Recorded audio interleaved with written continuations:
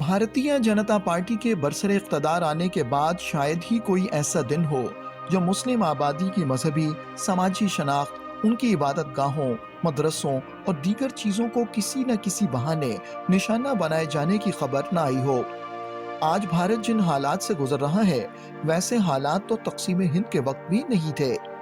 जब से शिद्दत पसंद तंजीम आरएसएस की परवरदा हिंदू कौम परस्त जमात भारतीय जनता पार्टी बरसरे इख्तदार आई है, तब से फिरका परस्त अनासिर को खुली छूट मिल गई है।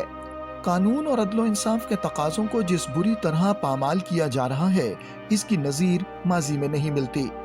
हुक्मरान जमात के बाज़ वज़रा और इसी जमात के ज़ेरे इख्तदार रियासतों के वज़राए आला ऐसे बयानात देते हैं जो आइन की खुली खिलाफ वर्जी होती है और अक़लियतों के ज़ख्मों पर नमकपाशी की जाती है। मकबूजा जम्मू और कश्मीर की कोई ऐसी इबादतगाह नहीं जिसकी भारतीय फौज ने बेहुरमती न की हो। यहाँ ना कोई मस्जिद महफूज है और ना ही दरगाह। भारत के दरिंदा सिर्फ सिपाहियों ने कश्मीर में दर्जनों मसाजिद और दीगर मुक़द्दस मुकामात को नजर आतिश किया है। लोगों को घरों में कैद करके मसाजिद में नमाज की अदायगी से रोका गया है। मारूफ मदारस और दीनी जमातों पर पाबंदी लगाई गई है और इनकी जायदादें जब्त की गई हैं। याद रहे कि दुनिया का कोई भी कानून किसी इमारत या जायदाद, वो भी जो तालीम देने का मरकज हो, को महज शुबहे की बुनियाद पर गिराने की इजाजत नहीं देता। लेकिन भारत में मदरसों को महज शक की बुनियाद पर मुनहदिम किया जाता है। जब से हिंदू कौम परस्त जमात बरसरे इख्तदार आई है, तब से मुख्तलिफ अंदाज से मुस्लिम आबादी को निशाना बनाया जा रहा है।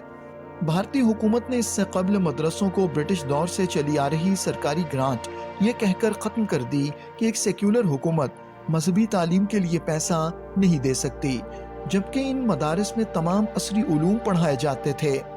इसी तरह मुस्लिम आबादियों और मुसलमानों के कारोबार को ज़बरदस्ती उजाड़ दिया जाता है। आबादी के लिहाज से भारत की सबसे बड़ी रियासत उत्तर प्रदेश में इस्लामोफोबिया के यके बाद दीगरे वाक़यात पेश आ रहे हैं। इस सूबे में भारत की तमाम रियासतों के मुकाबले में मुसलमानों की सबसे बड़ी आबादी है। यहाँ 4 करोड़ से ज़ायद मुसलमान रहते हैं। रियासत के वज़ीर आला योगी आदित्यनाथ न सिर्फ ऐसे बयानात देते हैं जिनसे मुसलमानों से नफरत आया होती है, बल्कि वो फैसले भी इसी सोच के तहत करते हैं।